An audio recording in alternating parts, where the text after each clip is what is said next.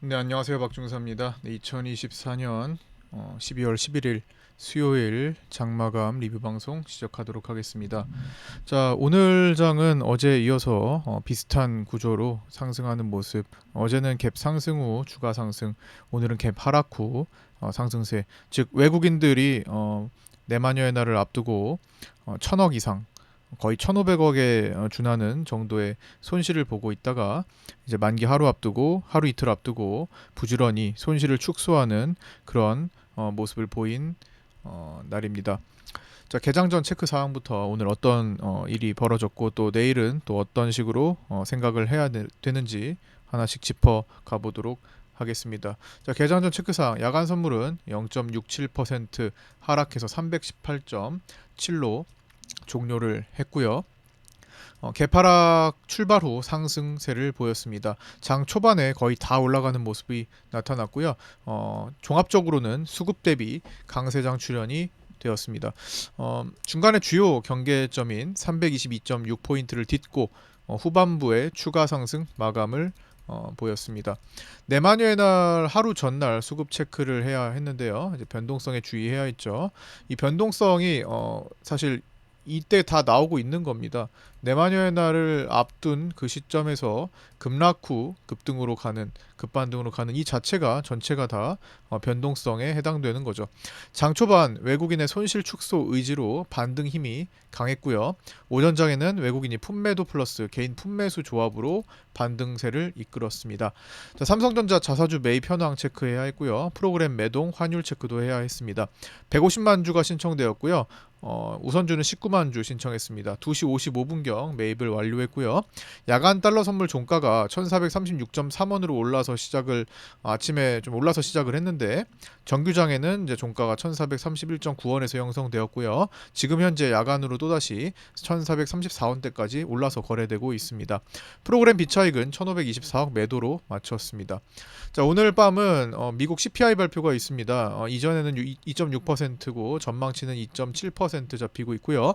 근원 CPI는 이전 3.3%인데 이번에는 3.2% 전망하고 있습니다. 발표 이후에 나스닥 및 야간 선물 방향성 체크 당연히 해야겠죠. 10시 반에 집중해야 될 것 같습니다. 미국 10년물 국채 입찰이 예정되어 있고요. 이거는 오늘 아침 기준으로 작성된 거고 0.69% 밤 사이에 상승했었죠. 그다음에 오펙 원유 시장 보고서 공개 있고요. 캐나다 통화정책 회의도 예정되어 있고 25bp 금리 인하 전망이 예정되어 있습니다. 자, 오늘 2차 탄핵안이 발의되었죠. 12일에 본회의를 거쳐서 14일에 표결 예정으로 지금 기사가 올라와 있었죠. 자, 오늘 시장 요약된 내용부터 먼저 살펴보겠습니다. 자, 시작 요약은 오늘 요거 한 화면에 다 포함할 수 있습니다. 이거 좀 전에 텔레그램 방에 올려드렸는데요. 이제 구독자분들께 구독자분들 모여 계시는 텔레그램 방과 네이버 카페 따로 운영하고 있으니까 신규 구독하신 분들은 신청하셔서 유튜브 댓글에 있는 안내 보시고 신청하셔서 텔레그램 들어오셔서 함께 공부하셨으면 좋겠고요. 네이버 카페 들어오셔서 함께 공부하셨으면 좋겠습니다. 자, 요 세 파트로 나눠서 한 장에 다 요약을 해봤는데요. 월요일과 화요일, 수요일입니다. 자, 월요일에는 제가 말씀드렸었죠. 이상하다. 오늘 조금 많이 내려가는데 좀 어렵네. 그렇죠? 시장이 좀 어렵네. 난이도가 높네. 왜? 수급이 보여주는 이 숫자의 변화와 숫자의 총량을 해석하기에 이 정도까지 내려가는 건 아닌데 위클리 옵션 만기일을 맞아서 그런지 조금 과하네. 그리고 개인들이 밑에서부터 손절을 많이 해줬죠. 개인들이 상방 배팅을 외국인 따라 하던 그 물량들을 대거 이날 밑에서 정리를 많이 해줬습니다. 그 다음 날은 이제 위에서 정리를 많이 해줬고요. 결국에는 개인들이 버티다 기다리다 못 참고 마지막 끝자락에서 정리를 대거 했던 거죠. 어쨌든 그런 상황. 개인들이 어차피 밑으로 매도해 주니까, 밑으로 잘라 주니까, 밑으로 손절해 주니까 굳이 무리하게 그날은 땡기지 않았던 거죠, 위로. 즉 요약하자면 월요일은 수급 을 평가했을 때 수급 대비 약세장이 펼쳐졌습니다. 상방 배팅을 많이 해뒀던 외국인들이 이제 외국인들의 끌어올리는 힘이 약했던 날이죠. 이 끌어올리는 힘이 약했고요. 내리꽂는 금융투자의 힘이 강했던 거죠. 수급 대비 약했고, 그 다음 날은 수급도 좋았고 수급만큼 또 상승해 줬습니다. 외국인들이 장 중에 장 초반에 8천억이나 되는 선물 매수까지 이끌었던 거죠. 뭐 종가에는 5천억대로 끝났지만 결국에는 그날은 수급 중심의 상승 수급 중심의 상승세가 나타났고요. 올라갈 만큼 올라간 겁니다. 근데 오늘은 또 어려움이 약간 있었다고 생각 드는데, 이제 월요일처럼은 아니죠. 물론 내만유의 날 앞두고 변동성이 이제 확대됨에 따라서 어려움이 있을 수 있었는데, 그러나 어쨌든 수급 대비 강세장이었던 점을 봐야 됩니다. 오늘은 월요일과 다르게 반대로 그렇게 많이 올라갈 만한 수급까지는 아니었는데 끝까지 강세장이 펼쳐졌습니다. 이유는 외국인은 다급하죠. 손실을 많이 보고 있었기 때문에, 손실을 막 1,500억 전후로 막 보고 있었기 때문에 외국인은 1,000억 원 이상의 손실을 그냥 인정하지 않습니다. 최대한 이거를 커버하려고 하죠. 커버하거나 롤오버를 적극적으로 해서 넘겨서 승부를 미루거나 어떤 방식으로든 가만히 있지 않습니다. 그렇기 때문에 다급해진 외국인들이 땡기는 힘만 시장에 강하게 남아있고, 풋옵션 매도 중심으로도 그렇고요. 반면에 여유 있는 수익 매도 포지션, 하락 포지션으로 계속 이어왔던 금융투자는 반대로 수익이 1,500억 부근 이상의 수익이 잡혀 있었는데, 상대적으로 여유로운 금융투자는 오늘 하방 에너지를 크게 주지 않았습니다. 하방 배팅을 많이 해둔 금융투자에 밀어내는 힘이 약했죠. 그러니까 오늘은 수급 대비 강세, 월요일은 수급 대비 약세, 화요일은 정상적인 움직임이 펼쳐졌던 겁니다. 자, 그리고요, 그렇게 해서 이제 오늘 장까지 해가지고 수목금이 아니라 월화수를 이제 요약해 볼 수 있었고요. 오늘 가장 중요한 기준 라인이었던 322.6, 어떤 자리죠? 여기 섬의 모습을 만드는 자리라고 말씀드렸죠. 자, 여기서 갭을 발생시켰고, 여기서 갭을 발생시켰고, 여기를 이렇게 묶으면 섬이 발생하죠. 여기는 이제 아일랜드 갭 효과가 나타날 수 있습니다. 그런데 갭과 갭 자리를 사실 갭으로 다시 돌려놓는 게 좋지만, 그거를 이렇게 다리로 양쪽으로 다 연결을 해버렸습니다. 그래서 그 자리를 오늘 돌파하는 모습이 가장 중요했는데요.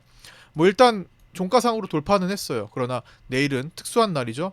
선물옵션 동시 만기일, 특히 24년을 마감 짓는 선물옵션 동시 만기일 내만여의 날이기 때문에 내일 종가상으로까지 이 자리를 덮어내고 끝나는지, 돌파해서 끝나는지가 중요할 것 같습니다. 즉 안착 효과까지 나타나야 될 것 같고요. 어쨌든 오늘은 322.6, 점심시간 때 계속 그 자리에서 치열하게 싸웠었죠. 한참 동안 오늘 1차 저항대인 321.2를 여기서 머뭇거리다가 뚫어버리고, 그 다음에 2차인 322.6도 여기서 머뭇거리다가 뚫어버린 뒤에 그 자리를 이제 딛고 계속 치열한 싸움을 벌이다가 결국에는 기다리던 이평선 라인과 겹쳐가지고 이제 딛고 후반부에 추가 상승을 보이면서 마감했죠. 어쨌든 중요한 거는 외국인들의 손실 축소 의지, 즉 상방 의지가 이제 금융투자가 오늘 거의 뭐 보수적으로 끝까지, 뭐 마지막에만 풋옵션을 늘렸지 오늘 대체적으로 뭐 크게 개입하지 않았던 걸로 보이죠. 그래서 상방 에너지가 좀 더 힘을 썼고요. 중간에는 이제 개인들이 풋옵션을 아침부터 오전 내내는 이제 풋옵션을 가지고 있다가 주로 마지막에는 이제 바꾸면서 끝나는 거는 조금 찜찜하게 이제 마무리 짓는 모습 정도까지만 체크하면 될 것 같습니다. 그래서 정리하자면 322.6 돌파 마감으로 내일 안착에 성공한다면 조금 더 추가 반등세를 이어갈 확률이 높고요. 그러나 만기 영향으로 다시 322.6 자리를 내준다면 만기 이후 외국인이 12월과는 사뭇 다른 대응을 할 가능성도 주의해야 합니다. 외국인의 하방 배팅을 이제 만기 이후에 해나갈 가능성도 있다라는 거죠. 지금 뭐 정치 리스크나 이런 것들은 외국인들의 포지션에서 지금 반영이 되지 않았습니다.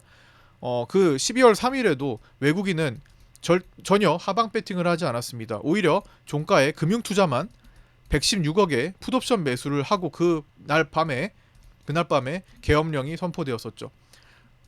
이거 반대로 외국인은 반대로 풋 매도가 엄청나게 많았었습니다. 즉 외국인은 전혀 예상하지 못한 수준의 베팅을 했고요. 그렇기 때문에 지금의 정치 리스크는 선물 옵션에서 반영되지 않았습니다. 그런데 이제 그렇게 내만여의 날이 온 거죠. 내만여의 날 부근이기 때문에 특별하게 크게 바꾸지 않고 어떻게든 해소하고자 했던 것 같아요. 그러나 이번 만기가 끝나면 외국인들은 하방 배팅을 구축할 수도 있는 거죠. 그래서 초반부에 1월물 초반부 그리고 선물 3월물 초반부에 어떤 방식을 취하는지 체크해 볼 필요가 있겠습니다. 금요일, 월요일, 화요일, 수요일 정도까지 해가지고 집중해야겠죠. 자, 현재의 선물 옵션 베팅 상태를 유지한다면, 즉 내만유의 날까지, 즉 내일 만기까지 현재 상태를 유지한다면 아침에 10시 50분 기준과 그다음 오늘 종가 업데이트 한 내용을 이제 비교해서 볼게요. 이건 미니 선물 옵션은 제외했고요. 코스피 선물과 코스피 옵션에 대해서만 합성을 했습니다. 자, 외국인 선물 옵션 손익분기점은요, 손실을 모두 극복할 수 있는 지점을 적어둔 겁니다. 지금까지 외국인들이 선물 옵션 토탈 추정 손실은 원래는 한 1,400억, 1,500억 가까이 됐었는데 오늘 기준으로는 거의 한 600억대로 줄어들었어요. 그 정도로 오늘 반등이 외국인한테는 큰 의미가 있었다라는 거죠. 손실을 정말 대폭 축소했습니다. 근데 지금 손실을 축소하고 그 손실마저 없앨 수 있는 손익분기는 오늘 오전에는 329 정도였는데 종가 체크해보니까 329.9 정도로 업데이트 해드리도록 하겠습니다. 329 정도를 넘어가면, 즉 현재 코스피 200이 323.86인데 코스피 200이 현재 포지션 상태를 유지하면, 물론 내일 거래가 되면서 바뀌긴 할 거예요. 조금은 이 상태에서는 329.9 위로 올라가면은 외국인은 모든 손실을 다 만회하는 그런 지점이 됩니다. 자, 여기를 이제 코스피 200으로 놓고서 그냥 차트에 한번 표기만 해볼게요. 현재 기준으로 코스피 200 놓고 대강 파악하면 됩니다. 대강 그 정도 구간이구나 이렇게 파악하시면 되는데, 자, 329.9는 대략 330이죠. 330 요 위로 와야 외국인들은 모든 선물 코스피 선물 옵션에서 손실을 만회할 수가 있습니다. 자, 요 자리죠. 요렇게 여기 위로 올라와야 외국인은 수익 전환이 됩니다. 수익 전환이 됩니다. 자, 금융투자는 반대 포지션이죠. 이제 수익, 현재 보고 있는 수익을 모두 반납하게 되는 시점이 어딜까 보는 겁니다. 금융투자는 오늘 수익이 줄었음에도 불구하고 선물 옵션에서 1,500억 원 이상의 수익을 이미 취하고 있다. 이미 기존에 수익 실현한 게 많아서 1,500억 원 이상의 수익을 지금 보고 있을 것으로 추정되는데, 그 1,500억을 모두 반납하는 지점이 어디일까 봤더니 아침에는, 오전에는 336 이상 정도 됐는데 종가상 보니까 종가 기준으로 한번 체크해 보니까 336.9 정도가 되는 것 같아요. 대략적으로 337이죠. 자, 그러면 금융투자는 대략 한 요 정도가 되겠네요. 자, 요 정도 위로 올라오면 금융투자는 현재의 수익을 모두 반납하고 손실 전환이 됩니다. 자, 사실 합리적이라면요, 외국인과 금융투자가 서로 간에 양보를 하고 간다면 요 사이에 진입하면 어떻게 되나요? 외국인도 수익이고 금융투자도 수익이게 되죠. 즉 329.9와 대략으로 표기할게요. 330과 337 정도 사이에 들어오면은 외국인도 수익이고 금융투자도 수익인 상태가 됩니다. 물론 현재 베팅 상태를 유지한다면이에요. 약간은 틀어질 수도 있는 겁니다. 자, 그렇게 되면 내일까지 여기까지 끌어올리면 되는 건데, 과연 외국인은 그렇게 원하는데 금융투자는 이거 허용할까요? 네, 금융투자는 허용할까요? 네, 금융투자의 생각은 한번 금융투자 입장이 돼보시면 알겠죠. 제 생각에는 금융투자는 웬만하면 허용하지 않을 것 같습니다. 둘 다 해피하게 끝날 수 있는 건데, 금융투자는 이미 너무 큰 수익을 봐가지고 그거 수익이 줄어드는 것 자체를 선호하지 않을 겁니다. 오늘은 그냥 굳이 무리하지 않기 위해 그냥 좀 약간 관망세를 좀 많이 보였던 것 같고, 또 외국인들이 워낙 지금 끌어올리고 롤오버도 적극적으로 막 하고, 그 다음에 선물도 어쨌든 올리려고 노력했고, 막 그 다음에 옵션도 풋옵션 매도 중심으로 회복에 초점을 맞추고 행동했으니까 약간 요 정도까지는 그래도 반등을 본 것 같은데, 그 이상은 아주 쉽게 내주지는 않을 것 같습니다. 네. 그럼 개인은 어떻게 되나요? 네. 개인은 손익분기가 없습니다. 네. 개인은 이미 여기서 손실을 많이 봐왔죠. 저점에서 이날 월요일에 급락하는 날에 저 저점에서 대거 손절 처리를 해버렸죠. 그리고 반대 매매도 겪고 다음날 올라갈 때도 대거 매도를 했습니다. 즉 상방 배팅된 거 이제 와가지고 매도를 많이 한 거죠. 그렇기 때문에 개인들은 이미 실현을 안 했으면 모를까 실현을 했기 때문에 새로운 포지션을 엄청나게 강화하지 않는 이상 지금 손실을 이미 손절된 것을 커버하기가 어렵습니다. 현재 포지션상 기존 실현 손실을 메울 수 있는 방법은 없습니다. 2시까지는 305에서 315 안으로 들어와 주면은 그나마 손실을 축소할 수도 있었으나 종가상으로 보니까 콜옵션을 개인들이 마지막에 많이 베팅을 했습니다. 20억 가져가고 풋옵션을 다 날려버렸죠. 그렇기 때문에 업데이트가 많이 됐는데 이제는 만기가 다가왔기 때문에 옵션이 조금만 변해도 업데이트가 크게 변합니다. 막판에 개인 풋옵션 매수 축소 및 콜옵션 매수 강화로 인해 320에서 332 정도 사이에 들어와야 손실 축소 가능 구간으로 크게 변경되었습니다. 무슨 말이에요? 지금보다 더 오르거나 많이 내려가지 않으면 개인은 손실 축소가 된다라는 거죠. 수익을 볼 수 있는 방법은 없지만 선물 옵션에서 손실을 축소할 수는 있는 방법이 생깁니다. 바꿔 말하면 개인들 그 손실 만회 가능성까지 배제하려면은요 320 밑으로 가져야 되고요, 혹은 332 이상으로 가져야 됩니다. 자, 모두를 만족하는 구간은 330, 그러면은 모두를 만족한다는 건 개인 손실, 외국인 수익, 금융투자 수익을 얘기합니다.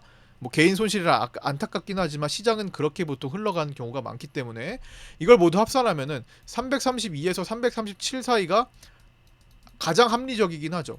그러나 내마녀의 날은 가장 합리적인 장을 만들어가는 게 아닙니다. 누가 더 힘이 더 세느냐, 줄다리기에서 누가 더 힘이 세느냐, 힘의 균형을 맞추는 게임이 아니기 때문에 이거는 쉽지 않아 보이긴 합니다. 그거는 정말 큰 반등이 일어나야 되고, 그러려면 CPI 발표 이후에 나스닥이 거의 폭등해줘야 되는 수준이죠. 그래서 이거는 그냥 차상위 시나리오로 보고요. 일단은 기본적으로는 막판에 금융투자가 37억의 풋옵션 매수와 오늘은 힘을 쓰지 않은 금융투자는 내일 자신들의 수익을 최대한 많이 확정짓기 위한 노력을 할 가능성, 즉 내마녀의 날 때 마지막 종가까지 결제 싸움까지 해가지고 가진 매물을 내뱉으면서 눌러댈 가능성을 보고 있습니다. 외국인은 반대의 힘을 쓰겠죠. 즉 개인들을 마지막까지도 괴롭히는 320포인트 이하의 가능성까지도 배제할 수 없을 것 같습니다. 오늘 올라온 폭에서 한 1%만 빠져도 사실 그 정도 라인을 위협하는 거거든요. 오늘 코스피 200이 323대니까 한 1.1%만 빠져도 거의 320을 위협하는 수준이 되죠. 1.2% 정도만 빠져도. 그래서 내일은 조정을 보이거나 장중에 흔들 가능성을 보셔야 되는데, 만약에 나스닥이 CPI 결과 이후에 뭐 급등을 한다면은 아까 말씀드렸던 모두가 해피한, 개인은 해피하지 않지만 합리적인 상승세를 또 노릴 수도 있지 않을까 생각을 해보면서 아침에 어떤 관점으로 풀어갈까를 생각하면서 와야 될 것 같습니다. 둘 다 가능한데 그 둘 다 폭이 너무 커버려요. 즉 변동성에 주의를 해야 되는 건 사실인 것 같습니다. 그쵸? 물론 변동성 지수가 오늘은 좀 내려가서 그나마 조금 안정화됐지만 여전히 높은 20포인트 위를 보이고 있고, 언제든지 내마녀의 날은 우리가 예측 범위에 없는 행동들도 나타날 수 있는 겁니다. 예단하지 마시고 시장의 상황을 보면서 풀어가는 게 좋을 것 같습니다. 즉 대응으로 가야 되고요. 대응이 자신이 없으면은 굉장히 보수적으로 축소해가지고 거래를 하는 것이 좋겠죠.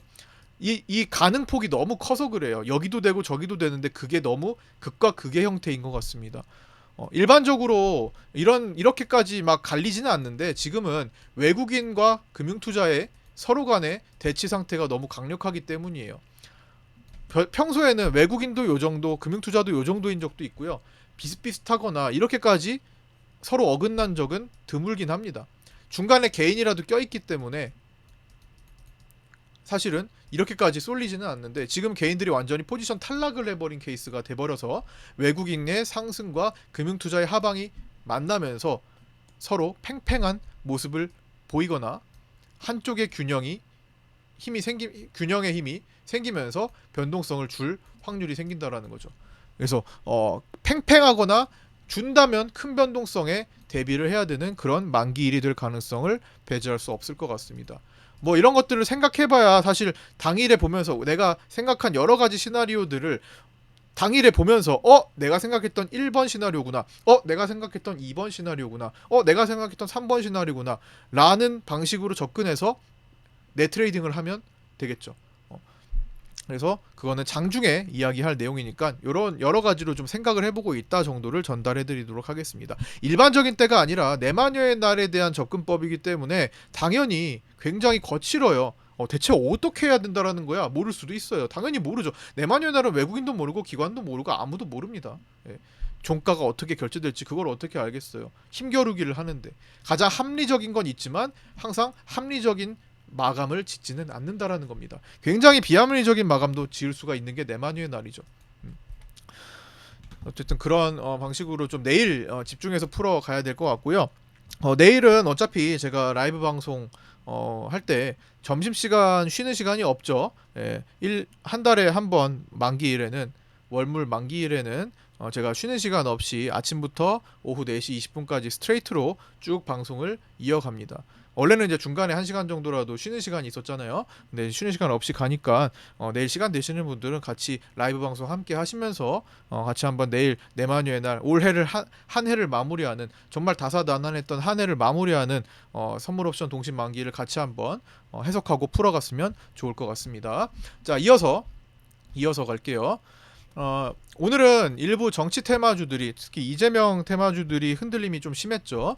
일부 정치 테마주들이 장중 에너지가 좀 꺾이면서 시장은 동전주나 저시총 소형주를 500억 언더, 500억 시총보다 더 낮은 그런 종목들을 찾아 이동하는 모습들이 좀 나타났습니다. 품절주, 우선주, 스펙주들이 움직이는 것과 유사한 현상이라고도 볼 수 있는데요. 이거는 뭐 시장이 보통 안 좋다라고 조금 생각 들 때, 앞으로 좀 전망이 안 좋다라고 생각할 때, 돈이 오갈 데가 없을 때, 뭐 이럴 때 좀 도는 경향이 있는데 오늘 어쨌든 동전주와 저시총 종목들이 조금 순환매를 일으켰습니다. 최대한 상승하는 섹터 내에서 이런 동전주나 저시총 종목들 가벼운 종목을 찾으려는 움직임이 있었고요. 양자 암호나 AI 로봇 섹터, 오늘 저출산 정책, 사교육 정책, 일자리 정책 등이 올라왔는데 그 종목 내에서 이런 종목들을 찾았던 거죠. 동전주는 NX, 에스코넥, 윌비스, 위즈코프, KD, 아이윈플러스, BL팜텍 등이 오늘 상한가나 급등이 나왔고요. 저시총 종목은 위세하이텍, 동원금속, 메디앙스, 캐리소프트, 오픈롤, TPC글로벌, ALT, 유라클 등이 해당되었습니다. 그래서 이런 움직임도 있었다라는 거 체크를 해야 되겠고요. 그 다음에 오늘 또 시장에서 주목할 종목이었던 고려아연. 고려아연은 오늘도 9% 가까이 떨어졌나요? 8.4%가 떨어지고 선물은 12월 물이 11% 하락, 1월 물이 12.5%나 하락하는 모습을 보였습니다. 선물이 더 많이 내려가고 선물과 현물 간의 격차도 많지만 12월 물과 1월 물 간의 스프레드 차이도 굉장히 확대되는 모습이 나타났죠. 뭐 기존에 이미 확대되어 있긴 했지만요. 자, 첫 번째 코스피 200 정기 변경이 13일에 있는데 이 정기 변경 때 코스피 200 내 비중이 고려아연이 1.7%에서 1.0%로 축소 예정입니다. 사유는 이 경영권 분쟁을 통해서 급등하다 보니까 유동 주식 비율이 축소되었습니다. 52%에서 31%로 축소됐다라는 사유로 코스피 200 내 비중을 축소하기로 예정되어 있습니다. 그렇기 때문에 매도 물량이 기관들 위주로 더 나올 수가 있겠죠. 그 다음에 12월과 1월의 스프레드 값이 마이너스 11.7만입니다. 11만 7천원 정도 12월물보다 1월물의 가격이 더 떨어져 있다는 겁니다. 네, 보시면 고려아연 스프레드를 보시면 이렇게 떨어져 있다라는 겁니다. 20만원, 마이너스 20만원까지 12월 6일에 찍었어요. 저는 20만원에 마이너스 20만원 스프레드를 처음 봅니다. 고려아연이 그만큼 비싸졌던 것도 있고 스프레드 범위가 상당히 많이 벌어져 있었어요. 여기는 유지하다가 이제 고려아연이 급등할 때 이제 스프레드가 벌어진 거죠. 급등할 때 1월물이 쫓아가지 못했다라는 겁니다. 12월물보다. 그 12월물은 또 현물보다 못 쫓아갔죠. 그러니까 현물이 급등하는 거를 12월물이 못 쫓아갔고 그래서 현물보다 조금 더 낮은 12월물 선물, 그래도 이건 좀 많이 붙었었어요. 12월물 선물 가격을 지금 보이고 있고요. 그 다음에 이 12월물을 1월물이 못 쫓아가는 모습을 보인다라는 거죠. 그래서 여기서 생기는 스프레드와 현물과 선물 간의 스프레드도 이렇게 벌어져 있는 그런 상태입니다. 자, 무슨 말이냐?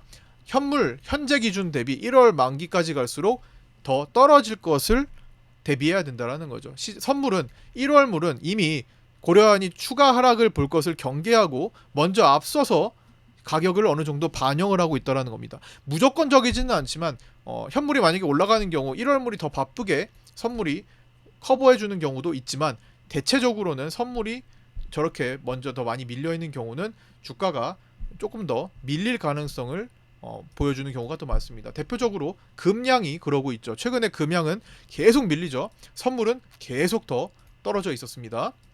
참고 해보시면 좋을 것 같고요.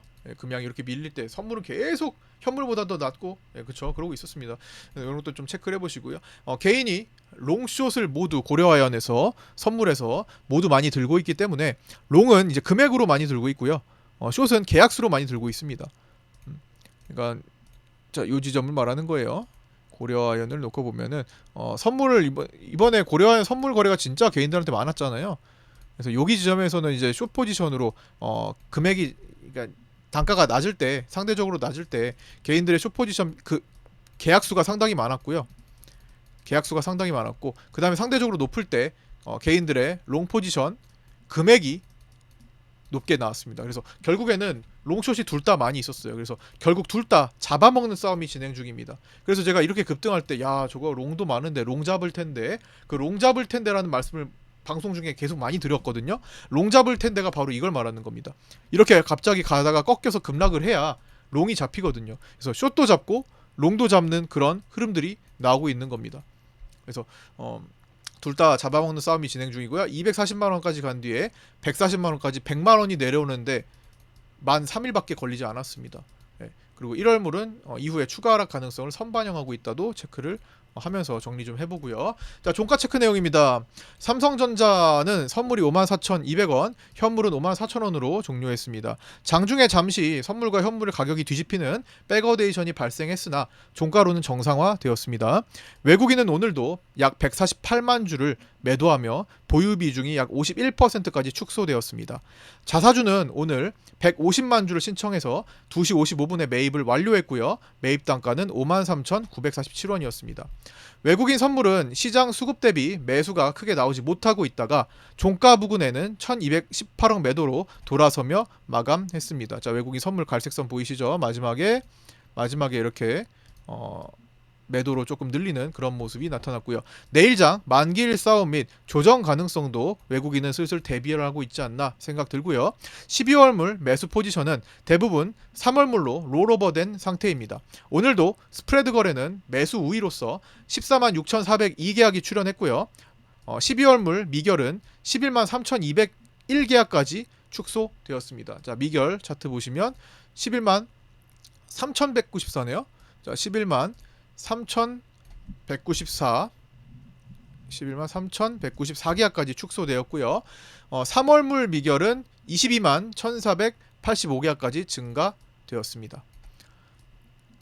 외국인 옵션은요, 품매도 강화 및 콜옵션 매수 증가로 여전히 상방 포지션을 유지하고 있습니다. 내일 금융투자와의 치열한 마감 싸움 가능성이 높아졌습니다. 금융투자의 옵션은요, 최종 36억의 풋옵션 매수로 집계가 완료되었으며, 그리고 25억의 콜매도까지 잡혔습니다. 여기요, 금융투자. 그래서 기존 하방 배팅 포지션을 끝까지 유지하고 있는 거고요. 오늘은 거의 시장에서 금융투자는 힘을 쓰지 않았지만 마감 만기 싸움은 치열할 가능성이 높아 보입니다. 힘센 사람들의 줄다리기를 생각하시면 될 것 같습니다.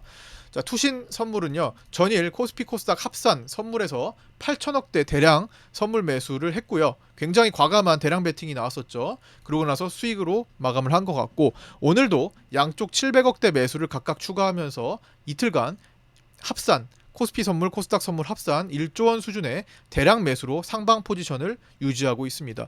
투신의 공격적인 매수가 시장에서 통하는지 한번 관심 있게 볼 필요가 있겠고요. 프로그램 비차익은 1524억 매도로 어제 오늘 반등 구간에서도 매도량을 늘리는 프로그램입니다.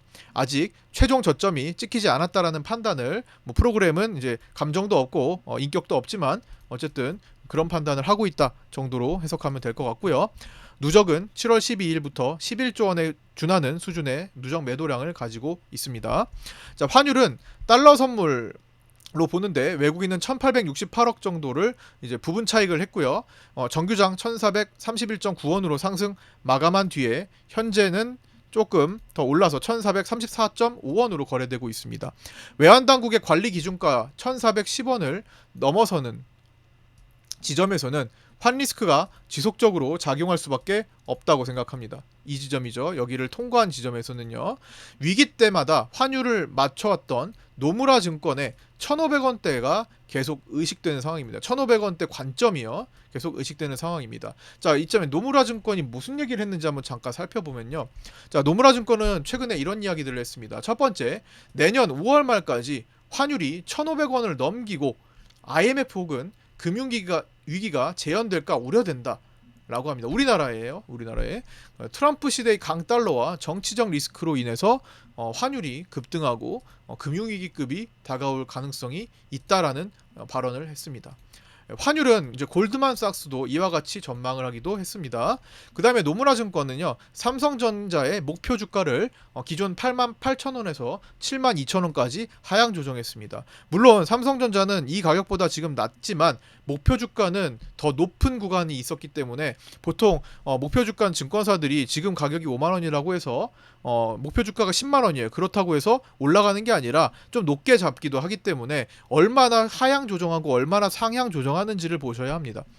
그래서 어쨌든 목표 주가를 대폭 하향 조정했다라는 것에 초점을 맞춰야 되겠고요. 세 번째로는 전통적인 IT 수요의 제한적 회복과 주요 낸드 공급사의 높은 가동률에 따라 2024년 3분기부터 범용 제품의 가격 약세를 예상하면서 SK하이닉스와 삼성전자 등의 약세 전망을 같이 점쳤습니다. 그 다음에 미국 쪽은요, 미국과 이제 글로벌이죠. 내년 엔비디아발 그레이스완에 주의해야 한다라는 발언을 했습니다.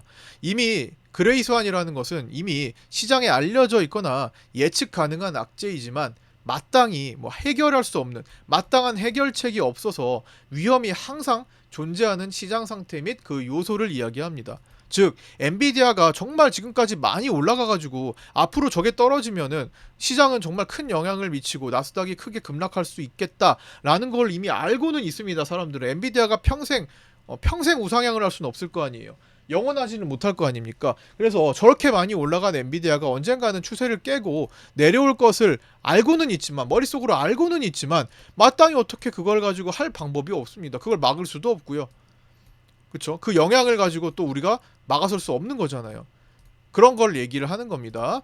그래서 내년에는 엔비디아발 그레이스완에 주의해야 된다라는 얘기를 했고요. 이외에도 엔캐리 트레이드 추가 청산과 10년물 미국채 수익률 6% 돌파, 미국 경제의 성장 충격, 지정학적 갈등 고조 및 중국 경기 부양책 실망감 등을 그레이스완 요소로 뽑았습니다. 그래서 노무라 증권이 이렇게 얘기했다라는 거 한번 점검해 보시기 바라고요. 자, 이어서 변동성 지수는 오늘 4.72% 하락한 20.60으로 마감을 했습니다. 위에 빗각저항에 맞고 떨어졌는데 연일 음봉으로 내려오고는 있으나 여전히 20포인트 위에서 움직이고 있기 때문에 갑작스러운 급락장에도 주의해야 합니다. 변동성 지수는 옵션 편입성으로 옵션의 내재 변동성과 관련이 있기 때문에 높은 수치를 보일 때는 옵션의 내재 변동성, 즉 옵션의 가치가 더 많이 부여되기 때문에 변동성이 확대되고 주로 하방 변동성이 확대되는 경우가 많습니다. 자, 이거는 내년에 가장 중요한 포인트 지점인데요. 요 부분에 대한 내용은 제가 장중에도 좀 언급을 드렸는데 오늘은 요거는 좀 생략하고 제가 다시 정리해가지고 조금 더 살을 붙여가지고 다음번에 이야기를 해드리도록 하겠습니다. 참고만 좀 해보시고요. 내년에 가장 중요한 포인트 지점, 트럼프 취임과 공매도 재개 시점, 정치적 리스크가 해제되는 시점 등 정도를 볼 수 있는데 이거를 지금 하면은 오늘 방송이 또 50분으로 이렇게 넘어갈 것 같아서 요거는 이제 따로 조금 여유 있는 날에 제가 조금 더 살을 붙여가지고 차트를 보면서 설명을 하는 걸로 하겠습니다. 당장 급한 것은 아니니까요. 그 라이브 방송 때 좀 다루면서 이제 보면 되니까요. 자, 그 다음에 여기까지 하고 오늘 밤은 이제 CPI 미국 CPI 발표로 인한 나스닥의 움직임이 가장 중요하며 내일은 내마녀의 날 싸움에서 외국인 그리고 금융투자의 대결, 외국인과 금융투자의 마감 싸움에 주목해야 하겠습니다. 자, 오늘 끝까지 함께 해주신 분들 너무 감사드리고요. 라이브 방송부터 리뷰 영상까지 모두 시청해주신 분들 감사드리고 고생 많으셨습니다. 구독과 좋아요, 알림 설정 안 하신 분 한 번씩 부탁드리고요. 내일 아침 8시 20분에 유튜브 라이브 방송에서 찾아뵙도록 하겠습니다. 감사합니다.